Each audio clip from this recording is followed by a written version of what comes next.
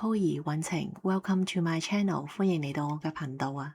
今日天氣大概32度左右啦，我哋就坐巴士去一間歷史悠久嘅 Fish and Chips 嘅店度食 lunch。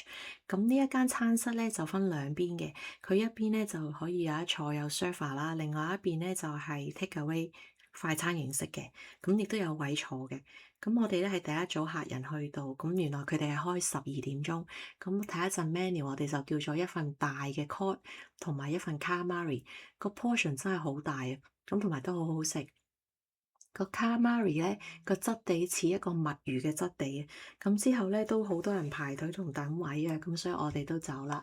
咁嗰餐咧我哋食咗大概34磅到啦。之後咧我哋就行翻去坐巴士，咁行下咧就見到啲 building 好特別啊。嗰棟 building 嘅前邊咧啱啱好就係我要坐巴士嘅巴士站嚟嘅。見有時間咁我哋就入去行一行啦。原來係 Landmark Hotel 嚟嘅。好啦，咁而家咧就介紹翻下我自己住嗰間酒店咯喎。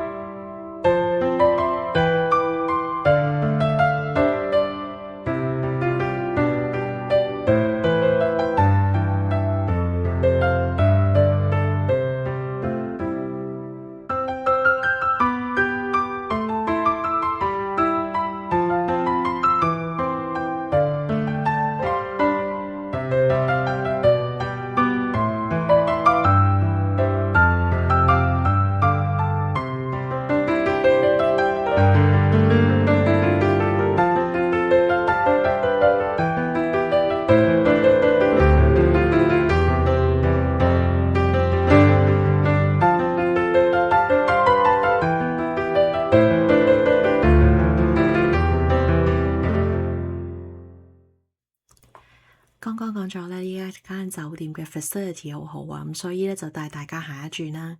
咁佢有個 meeting room 可以做 party room 啊、private event 啊，同埋小朋友 party。咁今日應該有個小朋友搞 party，咁 hotel 又幫佢準備咗啲小吃啊，同埋嘢飲。我住嗰陣時咧都有對新人搞 wedding party 嘅，當日酒店就同佢佈置得好靚啊。好啦，我哋再行前少少咧，有個瑜伽房，咁但係嗰日冇開放到，咁所以睇唔到。最後就係個 gym 咧，雖然喺個 ground floor，但係咧就好開揚，裏面嗰啲儀器咧亦都好齊全，24小時嘅。好啦，我哋今日就講到呢度啦，多謝大家睇到最後，我哋下一次再見啦，拜拜。